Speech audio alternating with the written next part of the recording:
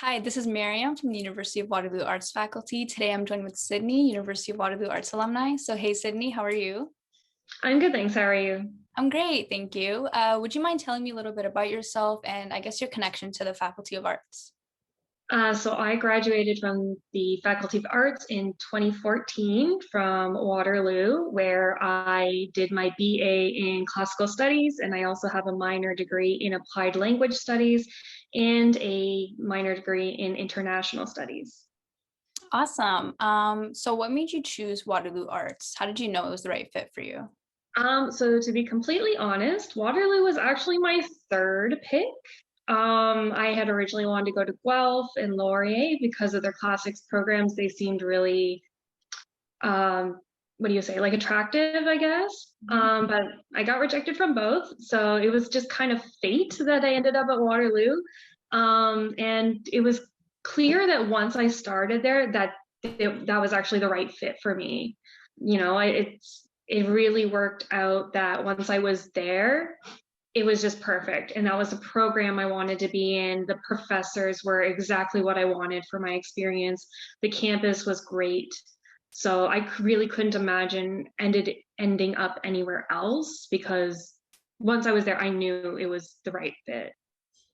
I was kind of like in the same situation as well. Waterloo wasn't really my top choice or even my top three choices, but I'm really glad I ended up at Waterloo and I'm sure you are as well.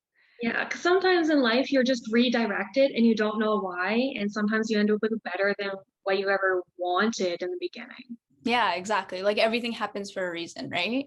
Yeah, Yeah, exactly. for sure. So what would you say to someone, I guess, thinking about arts at Waterloo? I would say, you don't know unless you actually give it a try. The Faculty of Arts, the buildings are great. The faculty is amazing. The classes are really interesting. And I know that they're becoming a lot more diverse with a lot more topics. They're expanding into like newer what do you want to say, like theories and topics and stuff. So they're really expanding into a lot more interesting topics that are relevant to today's world, like, well, especially with feminism, modern technology and stuff like that. You don't have to be in math and science to talk about any of these things, especially like technology and how we interact with it in today's world, for it to be relevant. Yeah, for sure. I completely I don't even know if I answered that question. Sorry. No, you're good. So what's your current job position? Could you tell me a little bit about it? So before this year, I was living in South Korea actually. So I went there right after graduation to teach English. And that's what I was doing up until March this year. As of this summer, I'm working at a supplement store as a sales associate. So I basically completely changed careers. So before, for 6.5 years, I was an English teacher in Korea. And now I've switched gears into the health and fitness industry where I've become a certified nutrition consultant and a certified PT. And now I work in selling supplements, for health reasons, proteins, calorie conscious snacks, how to use things like BCAAs or pre-workouts to get the most out of your workout and, the best benefit for you and your health.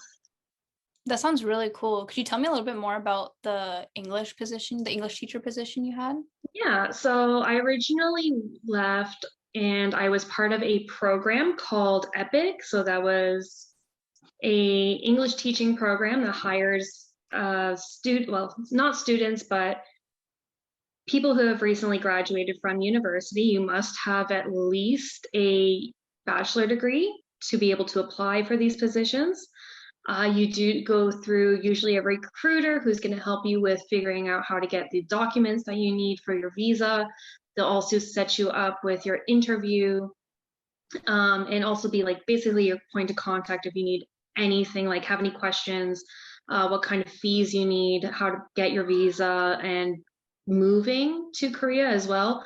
They also do like a short 2 week orientation period for you to, see a little bit of Korea, participate in maybe cultural events or activities to help you acclimatize to avoid some culture shock. build relationships with other people who are in your program, so you're building a little bit of a support network, so you're not there and you're all alone. They match you with your schools and the Board of Education that you're going to be working under. And it's a really good program. They do their best to set you up with really good schools with good reputations for treating their teachers well. After my first year, however, the program lost some funding. And so then I kind of had to go off on my own and search for my own jobs,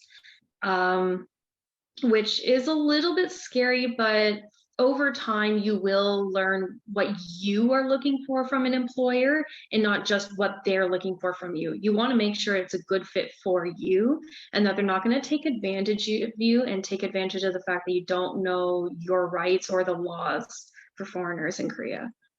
So yeah, and it was great. I worked with every age group from kindergarten all the way up to grade 11.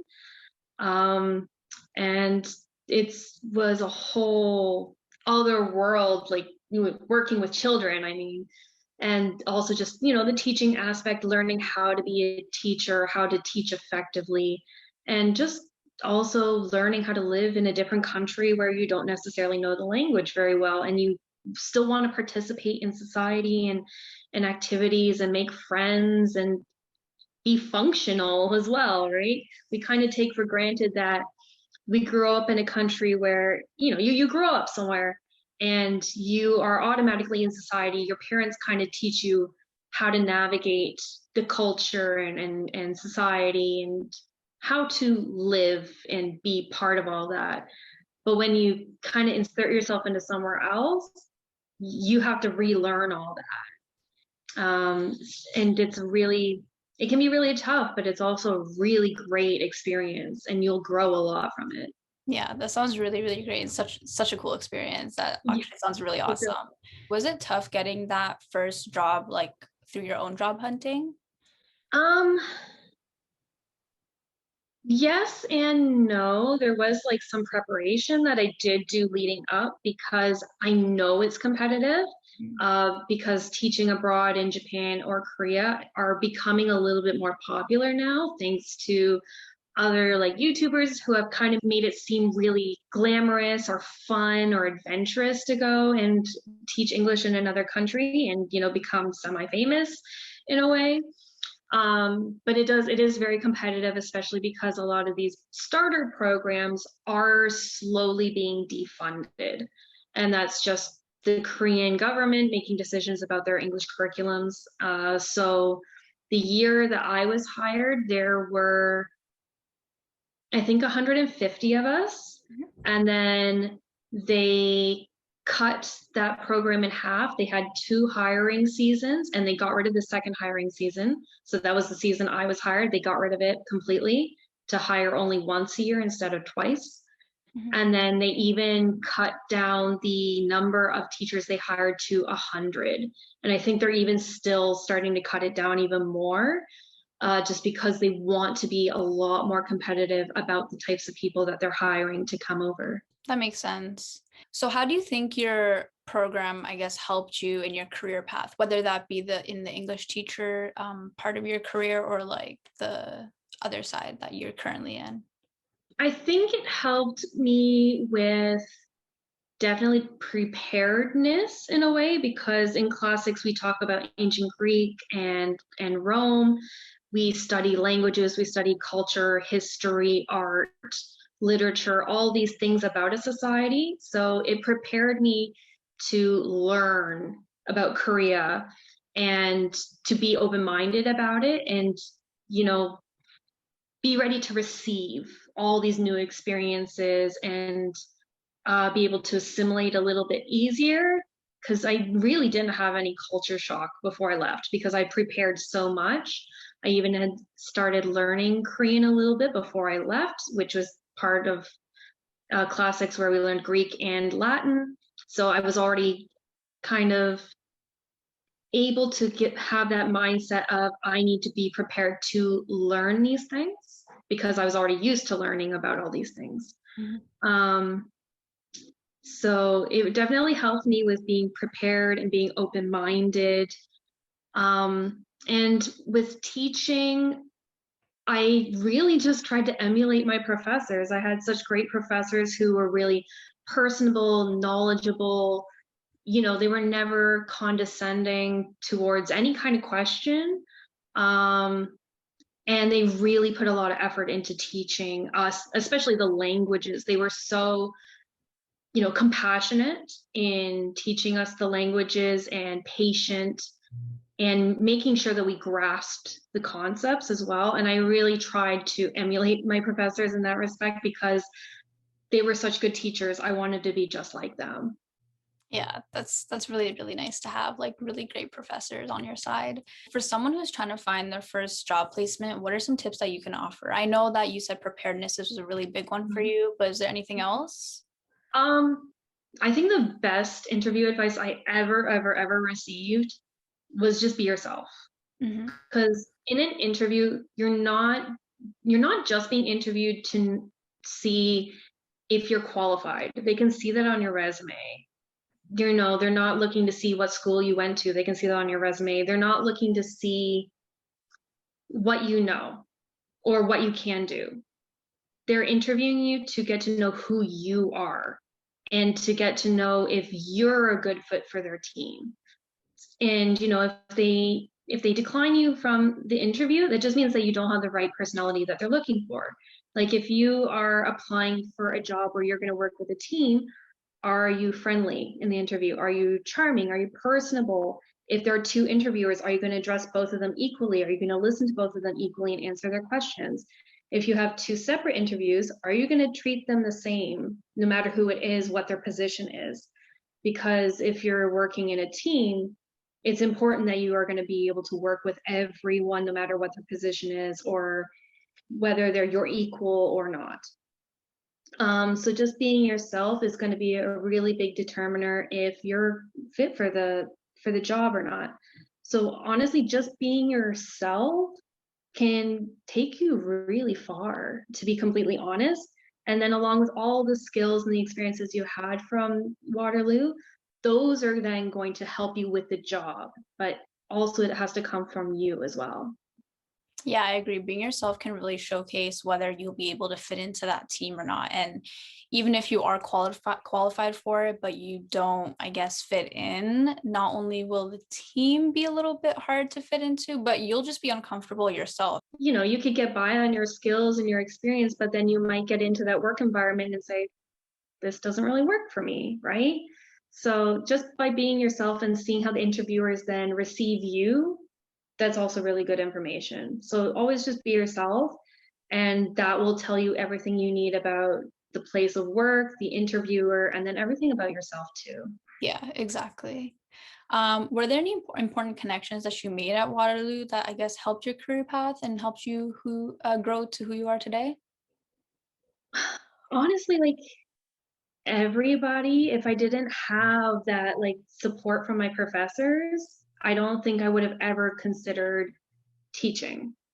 If Hmm. I didn't have professors who were approachable and wise, friendly, charismatic, and really put their care and their effort into teaching, I don't think I would have had those kind of role models to go off of to become a good teacher.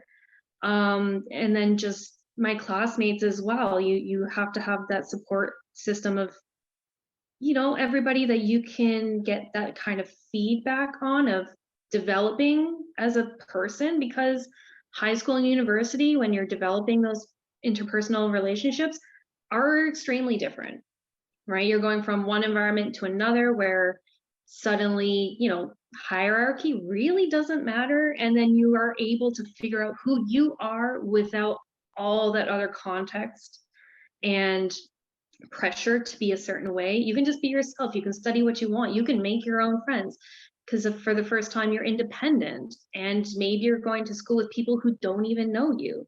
So you can make new relationships with everybody and grow your support system and your network as well. Um, so yeah, everybody that I went to school with has had an influence on me in some way or other. For sure. I can relate to like the professor connection. In high school, I had such a good experience with my teachers, and I guess like reflected onto me because I want to be a teacher when I graduate. So that was definitely a huge role in like my decision making for what I want to be. So that professor and teacher connection is really, really great. So once you graduated, what advantages did you feel that the Waterloo experience gave you that I guess made you stand out amongst the competitors? I think it's a kind of mindset in a way. Because like the all the universities kind of have these reputations for certain things. And I think for Waterloo, we don't get enough um oh my gosh, why are my words just like disappearing today? I No, feel you're like we don't get enough recognition for mindset. Like Waterloo has a reputation for being a really good but tough school, and it's because you have to have that mindset, that mentality of I'm going to work hard and I'm going to get what I want. Because if you don't have those, then you're not going to succeed. If you make it through a program at Waterloo, which I have heard from like coworkers and stuff, that is like one of the toughest universities in the Waterloo region, then like you've got that mindset to be successful and to do whatever it is you want to do. You're not just gonna finish and be like, I'm gonna sit back and do nothing for the rest of my life. You're gonna aspire to do other things. Mhm. So really that achievement and success mindset are what going to be is what is going to be what sets you apart from your competitors for sure. Yeah, and it's kind of like that mindset of like, okay, you finish something, move on to the next, right? Like Yeah, don't stop. So what would I guess your favorite memory be at Waterloo? Was there anything you miss in particular about being a student or anything on campus? there are so many things I miss about my like undergrad and that I kind of like I regret as taking my MA online, like it's exclusively online, is that I don't get to talk to my professors. Mm. I don't get to talk to my peers and get to know them. I don't get to go hang out in our student lounge. I don't get to go to guest lectures. I don't get to go to conferences. I don't get to go to special events. I don't get to go to meet your prof. Like there's just so many, I don't get to go to clubs. There's so many things about campus life that I think back then I sort of took for granted, but I also loved those things so much because they made university so much more than just studying. Like it really is an experience where you are inspired to work hard and you're encouraged to work hard, but you can make so many different friends from different walks of life. You can get to know so many other people. You can do so many different things that you never really thought about. And it just makes it that much more of a rich experience. So there's a lot of things I miss. Yeah, and I think a lot of students now are kind of missing out on those opportunities of, the special events that happen on Yeah. campus. Studying on campus, especially, is one of my favorite things to do. And because of the whole pandemic and everything being online, it's like really, really tough. But hopefully, it seems like we're going back to normal slowly. Yeah, so that was the last question I had for you, actually. So yeah, thank you for taking the time to share with us today. It'll definitely be really helpful for a lot of future students, especially current students too. So we really, really appreciate it. Thank you so much for having me. It was a pleasure. Talk to you again, hopefully, sometime in the future.